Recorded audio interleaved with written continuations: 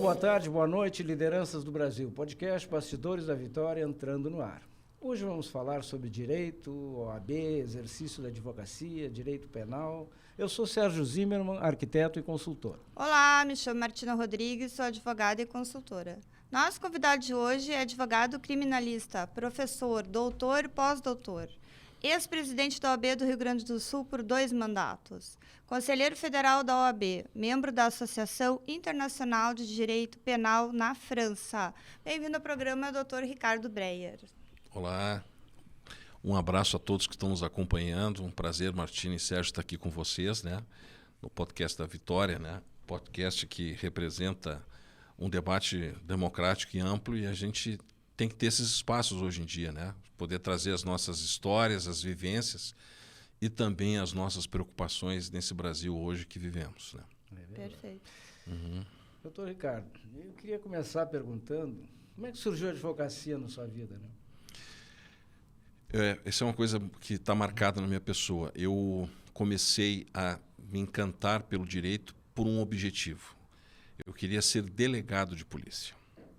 Então, quando eu estava fazendo o segundo grau, naquela época, o segundo grau, na década de 80, metade, 83, 82, porque eu entrei na faculdade em 86, eu queria ser delegado. E um dos requisitos para ser delegado era fazer curso de direito. Tu não poderia ser delegado se não fizesse curso de direito. Então, eu me encantei e vou fazer o curso de direito. Então, eu entrei na faculdade, fui estudar na Unicinos, né? Estudei na Unicinos. E ao longo do curso de direito, eu fui vendo outras facetas que me abriram o horizonte, né? Naquela época nós tínhamos grandes professores, né? Não tinha uma titulação como é hoje, de pós-doutor ou doutor, né? Nós tínhamos advogados, nós tínhamos juízes, promotores que tinham vida e ensinavam para a gente dentro da sala de aula. E eu tive um professor que teve um fator decisivo, eu sempre comento com ele, que é o Cláudio Brito, comunicador, promotor de justiça aposentado. Né? Foi professor da Unicinos, né? E na cadeira dele, no final do semestre, ele tinha uma cadeira chamada Estágio 4, que eram casos práticos de processo penal. E ele fez um júri simulado, trouxe um processo e disse o seguinte: nós vamos fazer um júri simulado, vocês sentirem um pouco do júri, porque ele era um homem do júri, né? Vivenciou muito o júri. Foi muitos anos promotor do júri em São Leopoldo e encerrou a sua carreira aqui em Porto Alegre, na vara do júri. E aí nós fizemos o júri e eu trabalhei na defesa.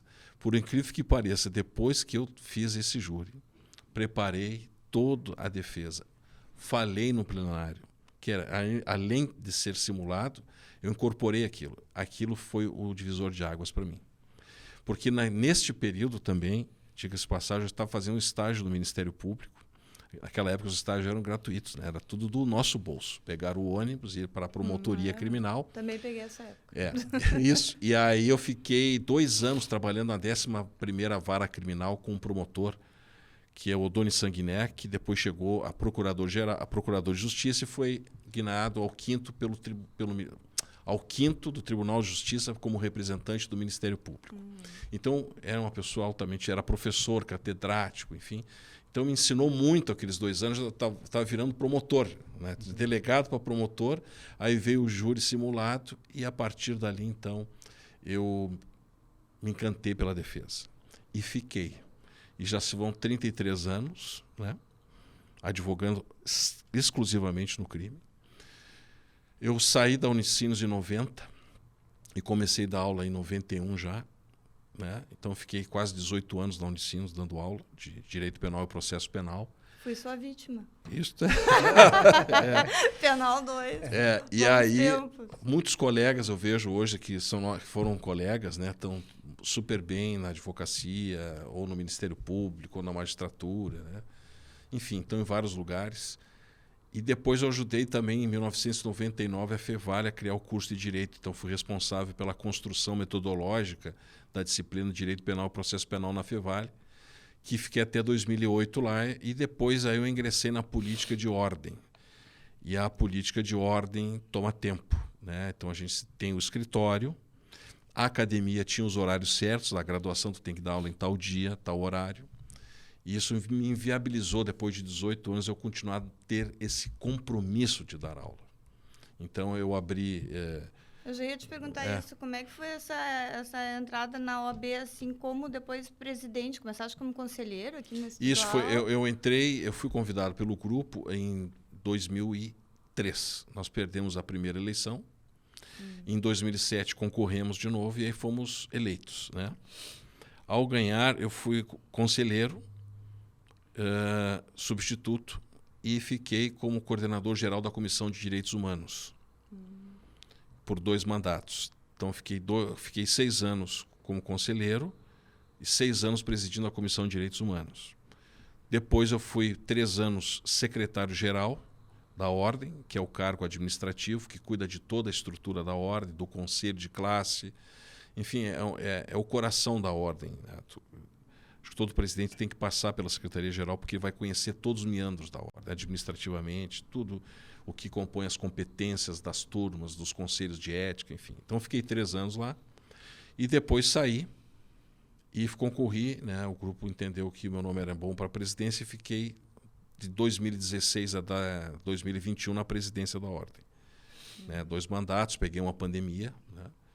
2000, uma pandemia severa, que foram 2 anos de muita angústia para a advocacia. Tem muitas histórias, essa pandemia, né?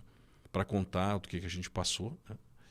E saí de lá, agora atualmente estou no Conselho Federal e hoje eu presido a Comissão Nacional de Defesa das Prerrogativas da Advocacia, que me possibilitou nesses 2 anos visitar o Brasil todo, dentro dos estados, das 27 seccionais, conhecer as estruturas de defesa da advocacia, como é que estão as seccionais e subseções. Fiz um estudo e atualizei todo o ordenamento administrativo da Ordem Federal no tocante à defesa de prerrogativas e criamos um provimento 179, que é o provimento do Sistema Nacional de Defesa da Advocacia. Nossa. Então, nós compilamos várias leis e provimentos e regulamentos, colocamos numa coisa só. E também, recentemente, fiz todo o procedimento, o Cadastro Nacional de Violadores de Prerrogativas, que foi uma faceta importante que a Ordem criou, porque entendeu que aqueles casos de violações graves praticados pela autoridade pública contra a advocacia, que é uma coisa, infelizmente, muito comum no país, e com o advento da rede social, hoje consegue, em tempo real, estar sofrendo a violação e filmando, né? Como violação física, agressões, sala de audiência, que o juiz é autoritário, o promotor que é autoritário. Então, tudo isso fica filmado, né? Então, facilitou muito a identificação e a prova de violações de prerrogativas que antes ocorriam às portas fechadas, né? Sem possibilidade de comprovar.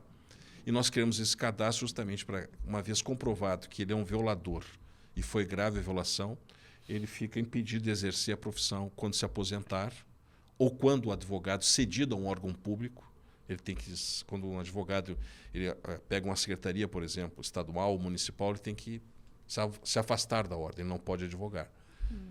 Então, quando ele volta, ele tem que pegar a carteira credencial dele. Uma quarentena. E aí, então, o que a gente faz hoje é que durante 5 anos ele não vai poder exercer a advocacia. Quando ele se aposentar, por exemplo, um promotor, um juiz delegado, for requerer a ordem, vai ter uma certidão que ele vai ter que ser analisado. E se tiver lá, como ele for um violador ao longo da sua vida, durante 5 anos ele não vai poder exercer a advocacia. É uma forma administrativa que nós temos de não aceitarmos que esses violadores que desrespeitam a advocacia, que maltratam a advocacia, quando se aposentarem, que ele está na classe, né? Além dessa medida, nós fizemos uma estrutura para as ações criminais também, dependendo do caso, por lesões corporais, homicídio, que existe advogados, infelizmente, nesse Brasil afora, que são vítimas de violência física e morte, exclusive, principalmente jovens mulheres advogadas são muito agredidas no exercício da profissão. Então, a gente preparou essas ações criminais, as ações cíveis de indenização, que não tinha essa cultura na ordem, de dano moral, né, por uma violação arbitrária no exercício da profissão. E também o que foi feito, e eu participei diretamente lá em Fortaleza, no estado do Ceará, na seccional, é a ação de probidade administrativa, que a gente abre uma ação para requerer que ele seja expulso da instituição. Então, a gente entra com ação de probidade administrativa e teve um caso concreto no estado do Ceará, com um servidor público no sistema penitenciário, usava o telefone das mulheres, advogados que estiam lá, e começava a se aproximar delas com atos libidinosos, enfim, via WhatsApp. É uma coisa impressionante isso. Desrespeito total. Nossa. E houve denúncia, E aí teve um processo, ele foi expulso do serviço público, né, a bem do serviço público, pela sua conduta antiética. Então, acho que a gente fez muito trabalho para a advocacia. Não é algo que vai impedir a violação de prerrogativa, mas são medidas importantes que a instituição toma, não deixando o advogado ou a advogada ficar sozinho nessa hora tão difícil, né, que é lidar contra o poder absoluto do Estado e tu defendendo um cliente, porque as prerrogativas representam a fala do cliente. E o advogado, quando encontra uma ilegalidade na frente, ele é obrigado a se manifestar.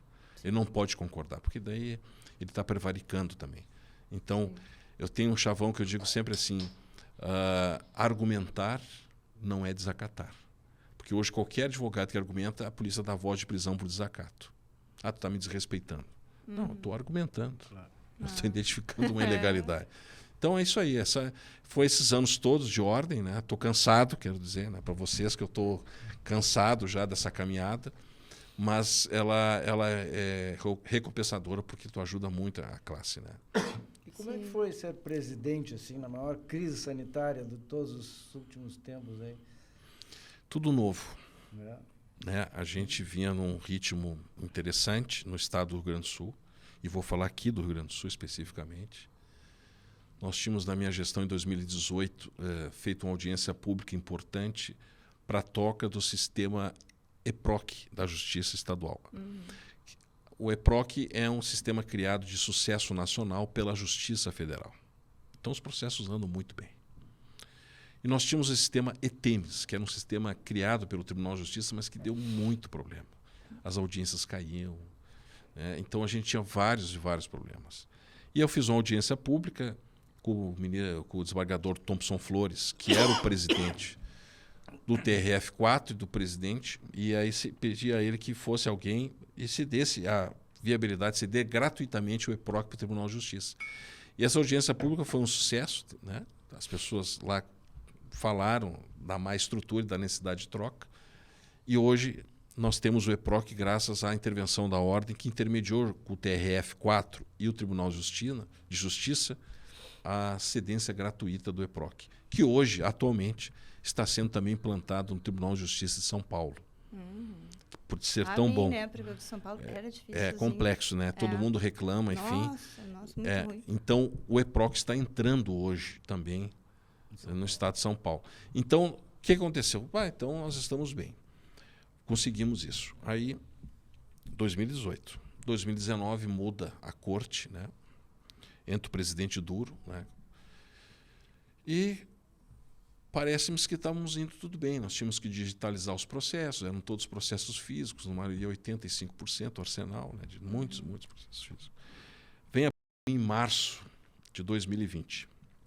Com ela, no dia 18 de março, nunca me esqueço essa data, o Conselho Nacional de Justiça determinou uma resolução dizendo que os tribunais deveriam fechar pela questão sanitária. O fórum é um lugar que frequentam muitas pessoas, então o risco de contágio é iminente, audiências, salas fechadas, enfim. Então está suspenso os trabalhos do fórum a partir de 18 de março. Então todo mundo assustado, a gente só tinha informações de fora, a gente não tinha como saber como é que era essa doença, enfim. A gente estava com N interrogações, mas com medo em virtude dos resultados de saúde e morte que vinham da Itália, que vinham da Europa, e os primeiros casos graves no Brasil. Chegou em maio, dia 4 de maio deste ano de 2020, saiu uma nova resolução no CNJ que diz o seguinte: os processos de natureza eletrônica podem recomeçar a contagem de prazo. Os processos físicos ainda ficam suspensos, porque são no papel e necessita que o advogado vá ao fórum. Quase o processo todos, né? Quase todos E ficaram suspensos. aí eu me apavorei. Ah.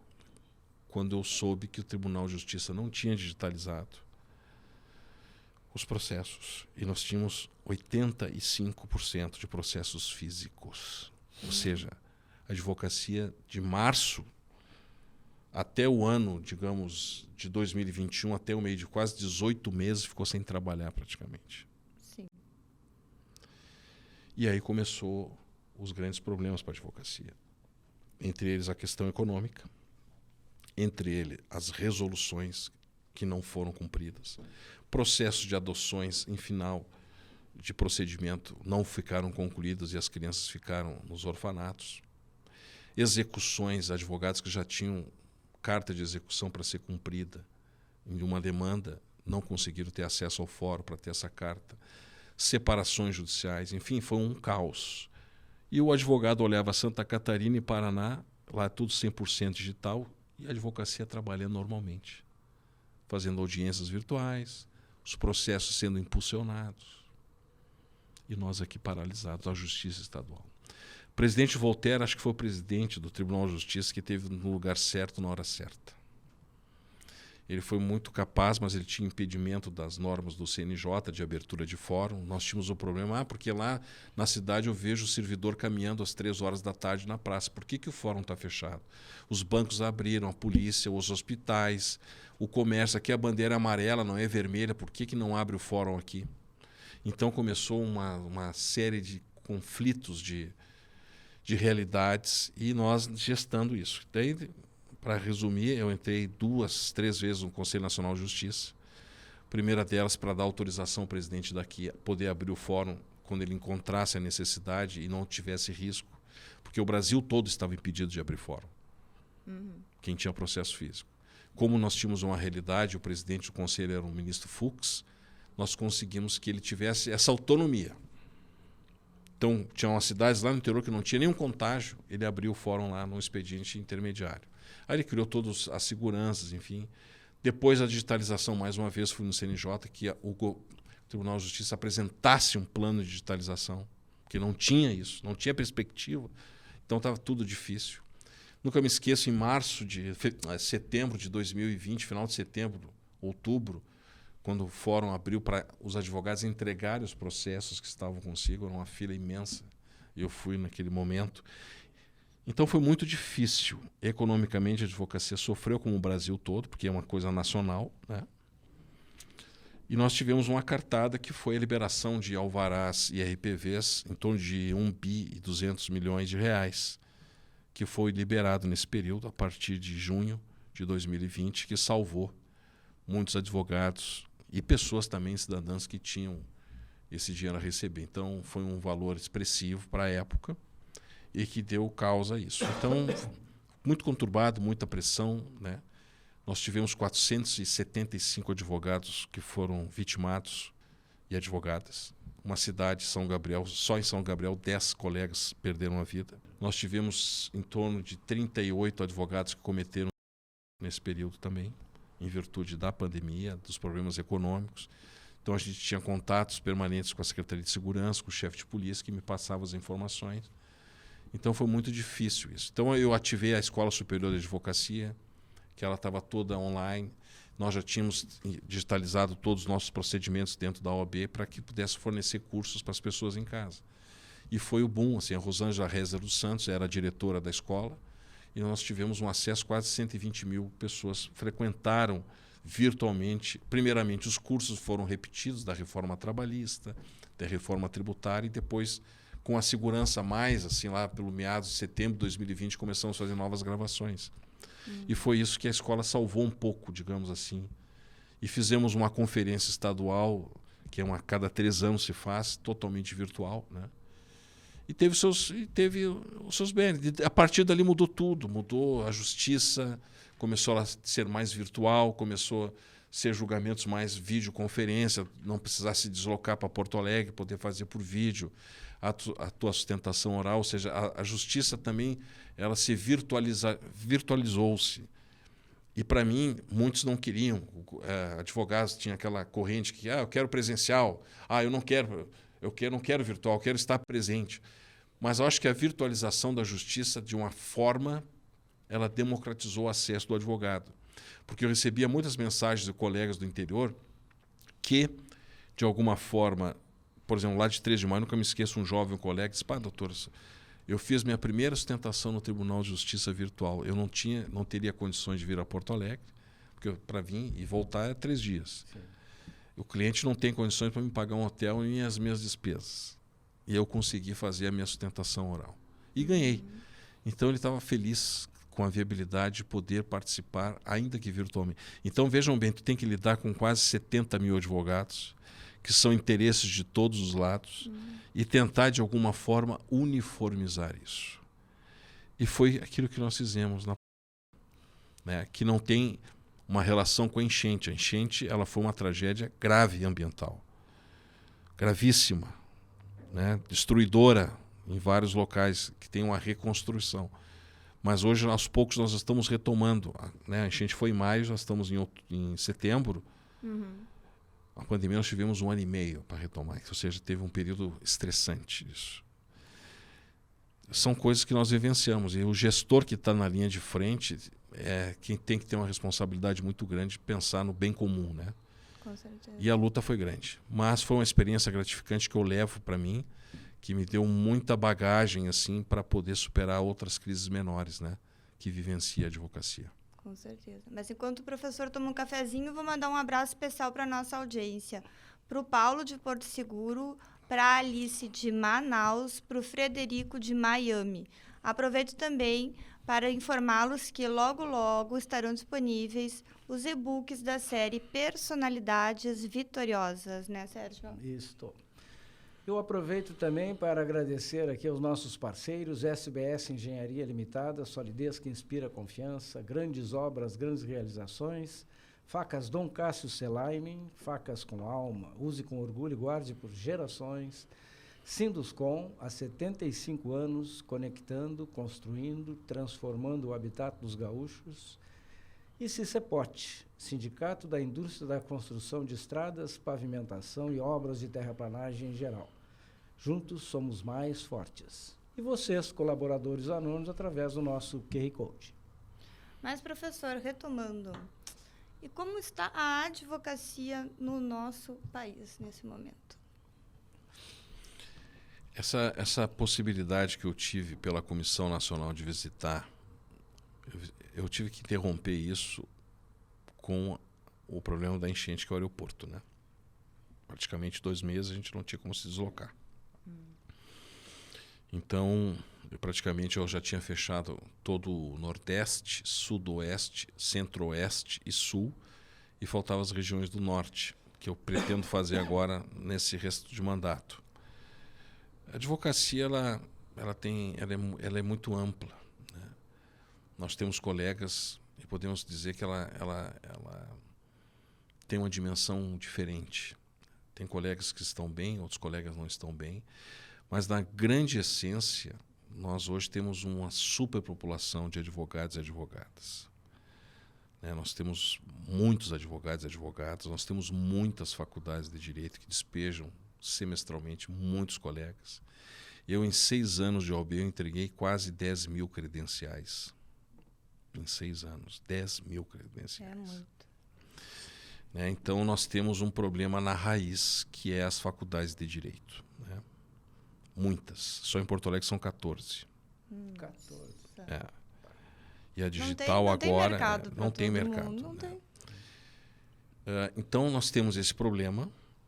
O exame de ordem, que surgiu em 94, ele teve uma função que era identificar aqueles alunos que não eram aprovados para ver se a instituição que eles estavam tinha qualificação. E a partir do exame de ordem, passado 7, 8 anos, nós conseguimos identificar algumas universidades com uma qualificação péssima. Ou seja, os alunos não eram aprovados no exame de ordem. Então, nós conseguimos fechar em torno de 18 já faculdades de direito. Locais que se fazia averiguação era num teatro, não tinha biblioteca, não tinha laboratório de estágio, era um caça-níquel. Né? O MEC, que é o responsável pela abertura, nunca valorizou os pareceres da OAB, que tem uma comissão chamada de ensino jurídico, que eu fui vice-presidente também, e que nós visitávamos faculdades ou cursos que queriam abrir uma faculdade, faziam um relatório. Mas aqui não tem biblioteca, não tem um quadro qualificado de professores, então nós não concordamos em abrir. Mas era um parecer opinativo, não era vinculativo. E você sabe que o MEC, infelizmente, tem um poder político muito grande, né? E as pessoas conseguem, às vezes, abrir faculdades sem condições mínimas possíveis. Então nós temos esse problema na base, que não foi resolvido e não está sendo resolvido. O exame de ordem, ele tenta, de alguma forma, trazer questões básicas, importantes, mínimas, para que possa exercer advocacia. Hoje, no Brasil, nós somos 1.300.000 advogados. 1.300.000.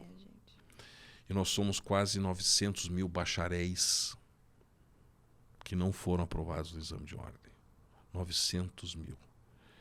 Se somar, e se não tivesse o exame, nós teríamos hoje quase 2 milhões de advogados no Brasil. Então, nós temos um problema, né? As faculdades de medicina, a gente vê como elas são guerreiras. O Conselho Regional de Medicina, o Conselho Federal lutam para não abertura de novas faculdades, né? Porque já entende que tem um número razoável, né? Mas nós não temos esse filtro. Isso gera crise. Porque a advocacia ela é uma profissão importantíssima, primeiro pela representatividade que se tem o advogado com o cidadão, né? De todas as classes, né? O cidadão, que é talvez o último subterfúgio que ele tem, é ir para a justiça. E precisa do advogado para isso. Não tem, é difícil. Além da força institucional, da ordem, como a defesa do Estado democrático de direito. Mas hoje nós temos uma advocacia muito distante da nossa instituição.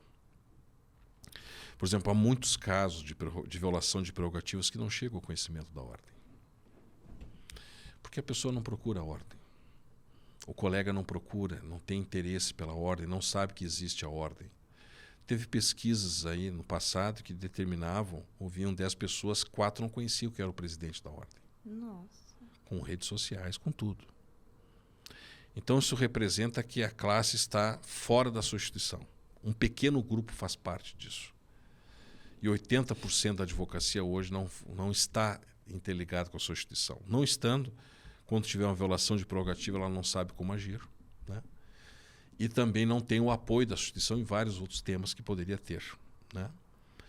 E isso reverbera um enfraquecimento da advocacia, né? E um enfraquecimento da instituição quando ela não consegue resolver os problemas. E os problemas, elas muitas vezes são provocados pela própria advocacia, que o olhar em todo o Brasil, ela pode olhar onde é que está a deficiência, né? E comunicar. Nós temos uma crise econômica muito grande, né? Advogados, 60% estão na pobreza, né? 60% desses advogados hoje, pesquisa, estão na máxima pobreza, abandonando a profissão, pegando outras profissões, fazendo um outro caminho para se manter economicamente vivo. E o Poder Judiciário, né, que a gente está vendo aí, tem uma parcela disso, porque também os processos não andam. E um advogado, às vezes, que vive exclusivamente da advocacia, ele depende, às vezes, de um alvará que vai levar 10, 15 anos para sair. Então, ele tem que entrar com ações, né? Então, nós temos N casos assim, complexos, né, no interior do Estado, principalmente, que há um problema grave de falta de juízes, promotores, delegados, servidores, que as coisas não andam. E os processos não andam, e as resoluções não andam, e a cobrança da advocacia é grande, e a advocacia muitas vezes não cobra, e a OAB não consegue efetivar uma solução para isso. Pontualmente ela resolve, mas uma solução macro é muito complexo. Vide o Brasil hoje, né? Nós vivenciamos um momento hoje do Supremo Tribunal Federal que todos questionam, né? Todos questionam a posição para N casos, o mais recente agora da Boate Kiss, né? Que ontem, né? Hoje é dia 2, dia 2 saiu do ministro Toffoli a prisão, né? Uma decisão monocrática que está fora do regimento, que não tem que ser democrática, tem que ser na turma, né? Tem um ministro que de alguma forma tem um inquérito que ninguém consegue ter acesso, e desse inquérito sai os mandatos de busca, sai os mandatos de prisão, sai as restrições. Sem número, né? Processo sem número. Que é um investigador, é um promotor, é um julgador, então tu não tem segurança jurídica alguma. Sim. A OAB tenta, de alguma forma, fazer o seu trabalho, né, da melhor maneira possível, né? Mas acho que o avanço tem que ser uma discussão institucional. Eu fico perplexo também, porque às vezes tudo fica com a OAB, mas cadê o Congresso Nacional? Cadê o Ministério Público, dito fiscal da lei, que opera nesse sentido, né? Então nós temos um Congresso omisso, nós temos o Ministério Público omisso, nós temos várias entidades omissas. E o peso fica todo em cima da ordem, que Fico também querendo tem que suas a OAB limitações. se manifeste, mas ninguém... Né? Mas Não agora assim. nós que entramos com pedido para ter acesso e a finalização desse inquérito. Sim. O ministro Barroso, num debate recente na USP, disse que está chegando ao final o inquérito da fake news, etc. É inquérito do fim do mundo, né? O apelido Não, dele, isso não porque- existe em lugar nenhum, né? É muito grave Tem isso. que ter prazo para terminar o inquérito. É muito difícil isso, sabe? Então, claro que o Brasil passou por questões complexas, enfim, não se discute isso, né? Essas coisas que invadiram o Congresso, o Supremo, enfim, mas tem agido tudo dentro da lei, né? E aí as instituições elas tinham que se unir como uma forma ampla. Parece que o Brasil sofre um silêncio amordaçado, né? Perplexo com tudo isso que está acontecendo. E sempre eu li um livro que começa na Venezuela. A primeira instituição que foi fechada foi a OAB na Venezuela. Uhum. Isso é um problema. A OAB ela não está, de alguma forma, não está conseguindo ter as soluções que deseja. E aí a corporação ela tem que tomar outras posições e aí quem está no comando que tem que fazer isso. Mas eu entendo que como aqui na pandemia as coisas não andavam e a gente cobrou e aí tiveram que digitalizar, tiveram que abrir, acho que a gente pode ter posições assim nesse sentido, né? Então, para resumir a tua pergunta, a advocacia hoje está em crise. Sem falar do momento grave que é a inteligência artificial no Poder Judiciário, a Sim. questão da justiça digital e os algoritmos como sedimento de construção de decisões, que é um outro patamar que tem que ser discutido, que ainda a gente não discute. Qual é o viés, né, ideológico do algoritmo, né? Porque eu não posso falar muito, mas aqui nessa plataforma onde é ancorado o nosso canal, a gente sofre isso. Com certeza. Então, o mundo discute a inteligência artificial, discute a posição do judiciário, Estados Unidos, Europa, enfim, Espanha. Agora, a primeira legislação que vai tratar isso, a Comunidade Europeia vai tratar disso, né, e vai estabelecer regras para a criação de algoritmos éticos que vão servir para o mundo, né? Minha tese de pós-doutorado foi em cima disso um pouco também, né? E por isso que eu me preocupo um pouco, né? Como é que vai ser a advocacia se ela não se reinventar? E eu vejo que as faculdades de Direito não estão tratando no ensino da tecnologia como base importante nas suas aulas. Isso tem que rever, são cursos históricos de 200 anos que falam sobre filosofia, humanismo, mas agora tem um espaço que tem que ter sido, que é a tecnologia. Ele Porque está se não souber, analógico, né, o curso, infelizmente. Está não fora dá. da realidade. Isso Total. não vai fomentar profissionais para o mercado. É isso aí. Doutor Ricardo, deixa eu fazer uma provocação aqui. Eu militei muito tempo no meu sistema profissional, vamos dizer Sim. assim, né? Eu sou arquiteto e primeiro fui ligado ao CREA, onde fui conselheiro, vários mandatos. Depois fizemos um movimento, saímos e criamos o CAL, né? Assim como tem o Conselho Regional de Medicina, Conselho Regional de Engenharia, de Arquitetura, etc., os contadores, enfim, todas as profissões têm um conselho profissional, né?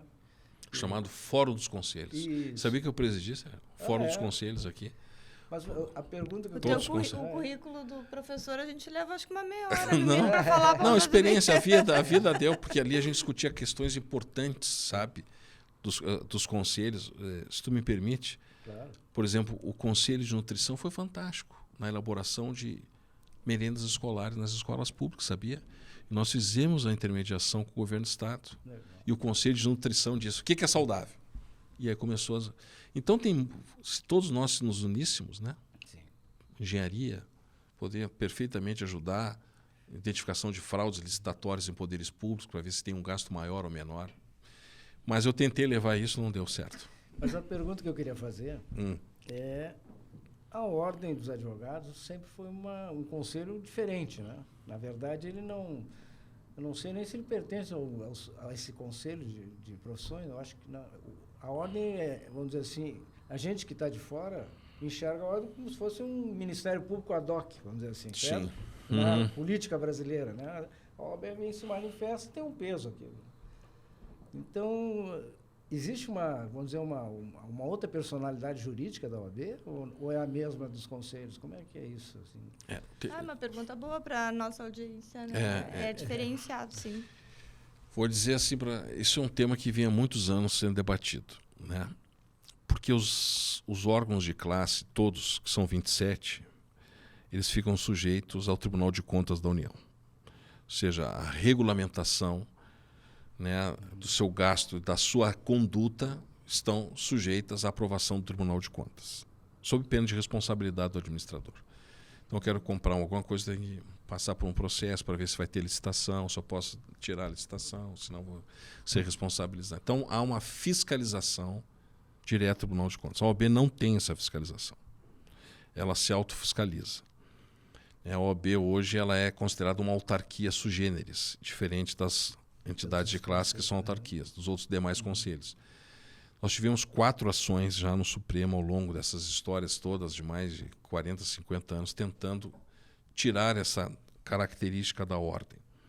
E os fundamentos para isso são os mais variados possíveis, né? A autonomia da ordem, ou seja, a independência da OAB, por ser uma entidade que está constitucionalmente assegurada na Constituição, que é uma instituição que pode entrar com ações diretas de inconstitucionalidade, que pode entrar com ações de impeachment, enfim, com várias ações importantes de mandamentos constitucionais de representação da sociedade. Ela, se tivesse um órgão fiscalizador, ela poderia perder essa sua independência. Então, um dos motivos é isso, que ela se torne independente, né? Que ela seja fiscalizada por ela mesma, mas ela está aberta a qualquer advogado que quer saber das prestações de contas, saberem o que se faz, etc. Tal. Então, recentemente, faz 2 anos, né, quando a OAB faz movimentos severos, ou o Congresso pautam isso. Nós temos um projeto de lei agora para tratar a OAB e trazê-la para o rol de fiscalização junto com as entidades de classe outras.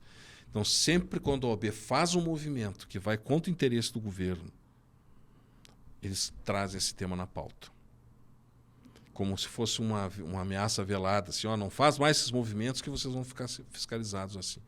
Então, a última agora foi o ministro Fux, que ratificou uma decisão de 2006, se não me falha a memória, da última do Gilmar Mendes, dizendo que, mantendo essa posição. Agora, o OAB está, de alguma forma, trabalhando duramente com essas questões. Não vou me espantar se não vão vir questões nesse sentido. Uma delas já veio. Já que não tem segurança jurídica, pelo jeito já não está pacificada essa decisão. Uma delas já veio. Que bárbaro. Uma delas já veio, que foi recentemente, agora que o advogado, a parte não precisa de advogado na questão de adoção. Isso pode ser tratado sem relação. O Supremo decidiu isso, depois que a OAB pediu vistas do inquérito. E aí nós já entramos com uma PEC para colocar na lei a obrigatoriedade do advogado. Sim. Nessas questões de adoção. Então, tu vê, nós fizemos um movimento X, aí vem de lá outro movimento, para tentar tirar essa autonomia da ordem. Hoje nós estamos num atrito, digamos assim, bem intenso, né? E vamos ver como é que vai acabar isso. Mas, respondendo, seria mais ou menos isso. Né? Tu não pode... Então, na verdade, não deixa de ser um MP ad hoc. Eu acho que ela tem isso, né? Ela tem essa missão, assim. Porque eu vejo, assim, como eu presidi o fórum, eu vi como os conselhos são limitados. Sim. Eles não têm autonomia, eles não têm... tudo tem que se pedir para o Tribunal de Contas. É complicado. Uma lâmpada tem que trocar, tem que... Por que não entrou na licitação aquela lâmpada ali? Eu vejo, assim, é muito difícil. Muito difícil mesmo. Uma pergunta um tanto óbvia, assim, as pautas políticas são caras à OAB, né? Muito. A OAB tenta se manter distante disso. Há dirigentes que têm um viés político e vai direcionar a instituição como pensa. Mas o importante é a OAB não se envolver em nenhum cenário político.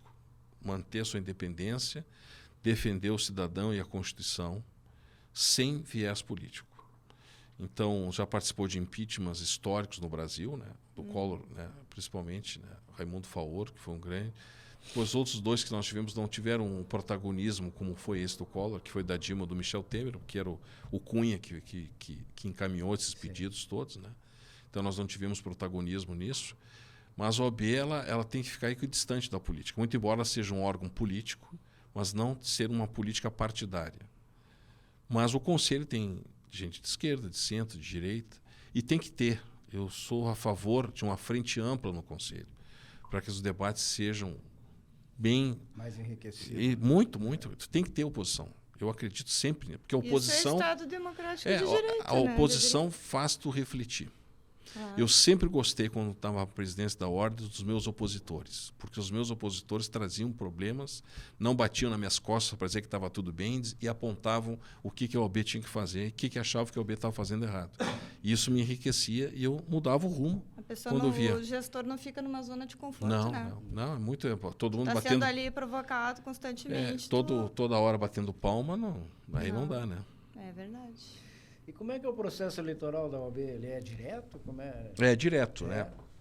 Nós temos uma eleição a cada 3 anos. Os mandatos duram 3 anos, né? E geralmente as campanhas da OAB começam 30 dias antes da eleição, né? Então qualquer advogado apto pode, né, concorrer à presidência, ao conselho, né? Tem que ter 3 anos, se não me falha a memória, para o conselho. Antigamente era 5, agora 3 anos. A presidência é 5, no mínimo, de advocacia. E os advogados todos podem votar aptos, né? E a gente inovou na última eleição... Só advogados, bacharéis não. Não, só advogados. Só advogados. Inscritos na ordem. Tem que estar escrito, Sim. né? E Mas o bacharel não está escrito? Não. O bacharel... Dos advogados. Ele não tá, ele tem um curso de bacharel. Sim. E para ter a inscrição ele tem que fazer o exame de ordem. É como Ele tem não nos tá Estados apto. Unidos. Ele é bacharel, mas não é apto para a advocacia. Não está reconhecido, porque o órgão que reconhece é a ordem, através da credencial. Sim. E a credencial se obtém com o exame. E nós criamos aqui a última eleição digital, né? Foi a primeira vez que se implantou. Né? Eletrônica? Não, plataforma. Ah, plataforma. Ou seja, tu no celular poder votar em qualquer lugar do mundo. O que evitou isso? As filas nos dias eleitorais, aqueles trânsitos, aquela briga, né? Aquelas coisas horríveis que a gente via. Praticidade. Muitos advogados deixavam de votar porque tinham audiências fora do local de votação, não dava tempo para chegar para votar. E nesse período nós tivemos o maior número de participação, 86%. 86%? Participaram. É uma participação significativa. E quando era no papel ou na urna, que tu tinha que se deslocar, tu tinha quase 40% de abstenção. Por causa de N motivos. Então isso é obrigatório. É obrigatório. Né? É obrigatória a eleição. E esse ano nós vamos ter, né? Dia 22 de novembro, acho. E como é que está esse panorama eleitoral aí? É em novembro agora, não é? As seccionais do Brasil estão se movimentando, né? Bastante, né? Ainda o provimento veda qualquer campanha, né? Só pode fazer a campanha depois que a chapa está escrita, 30 dias antes, é uma campanha curta. É um prazo muito, né? Então, tem que trabalhar muito rede social, enfim, as pessoas estão de alguma forma tentando, dentro do respeito ao provimento, fazer toda essa movimentação política que é saudável. Né? A gente não pode ver como inimigo o nosso concorrente, a gente tem que ver como algo saudável. Claro. O debate é fundamental para a classe poder escolher na hora certa aquele candidato que assim deseja. Então, no momento, não se sabe quantos candidatos terão. Não, só com a efetividade da inscrição e da homologação da chapa pela construção da comissão eleitoral, que é criada também uma comissão eleitoral, né? Sim. E essa comissão ela que discute as questões controvertidas da eleição. E só se cria com 30 dias antes da eleição. Faz o calendário, tudo. É diferente, né? Nos outros acho que tem mais tempo, né? O tempo é maior, sim. É verdade. E a diferença, por exemplo, eu não sei, o CAL, por exemplo, o CREA tem eleição direta, né? O CAL, a gente modificou um pouco, a gente faz a eleição dos conselheiros e os conselheiros que elegem o presidente. Então fica indireto, então. Indireto. Isso acontece na federal, né? Na federal, os conselheiros federais eleitos nas seccionais, nos estados, que número de 3. Sim.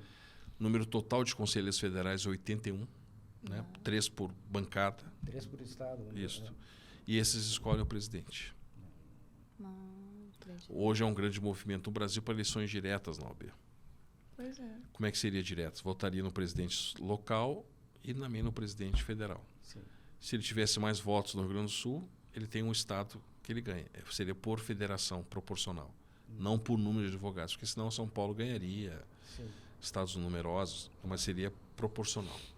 Então, o presidente, para ser eleito, ele teria que ter maioria dentro das 27 seccionais. E esse movimento está sendo feito aonde? Há Só muitos aqui anos, muitos anos. Não, no Brasil todo há um movimento. Né? E não passa nunca, não muda. Não, porque é um interesse. Né?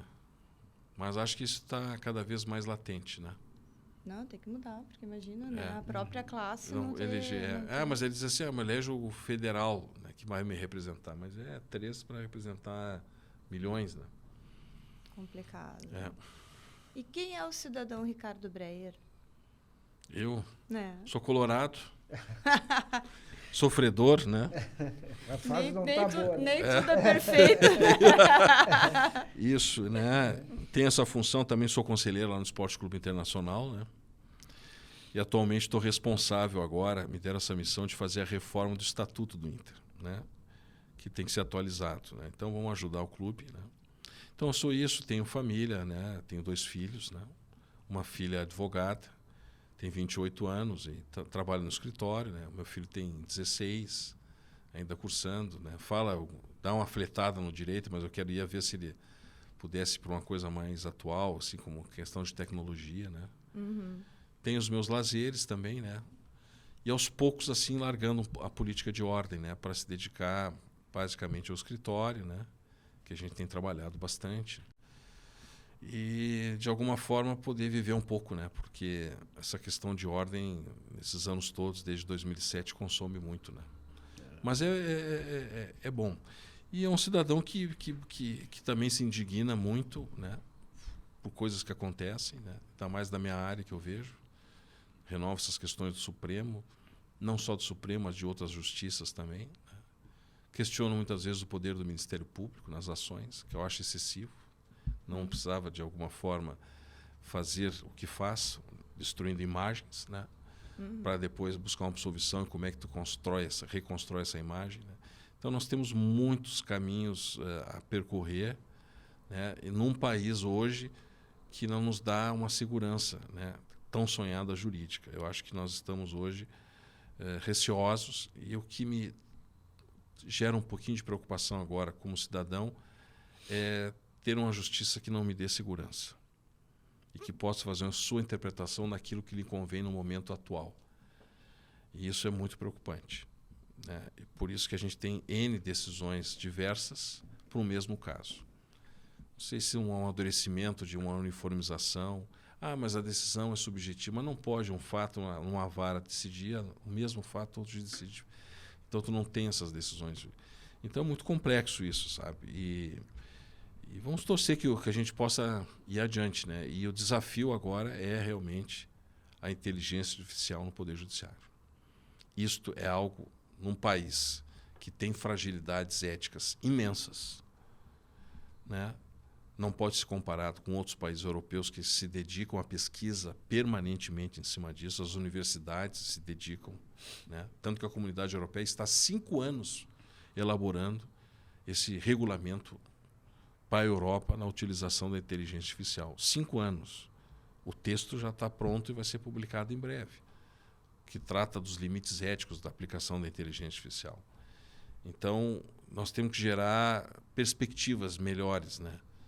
E, infelizmente, a gente está vendo que as coisas não têm essa perspectiva a curto prazo.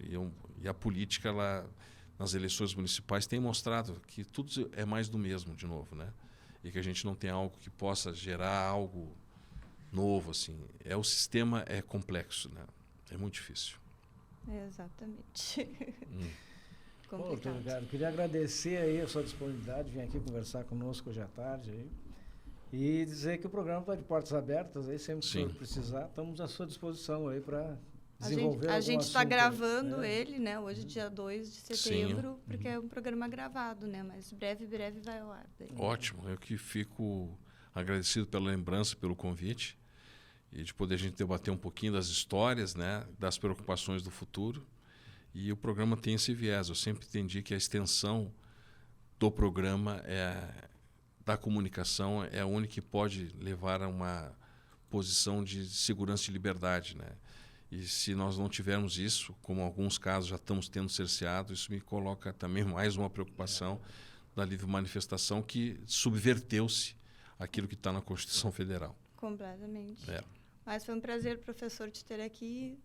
Contamos contigo em breve, então, para um retorno aí, um assunto que tiveres vontade. Ótimo. Tá Obrigado bom? pelo convite e um abraço a todos que estão nos acompanhando aí. Isso aí. E, pessoal, você que ficou até esse momento no canal, tá na hora de se inscrever, curtir, comentar, compartilhar e até semana que vem. Podcast Bastidores da Vitória, semanalmente trazendo convidados com as mais diversas especialidades e experiências, preocupados com a cidadania e com os destinos do Brasil. Vitória Consultoria, inovando pela liberdade. Bom dia, boa tarde, boa noite e até semana que vem, Lideranças do Brasil.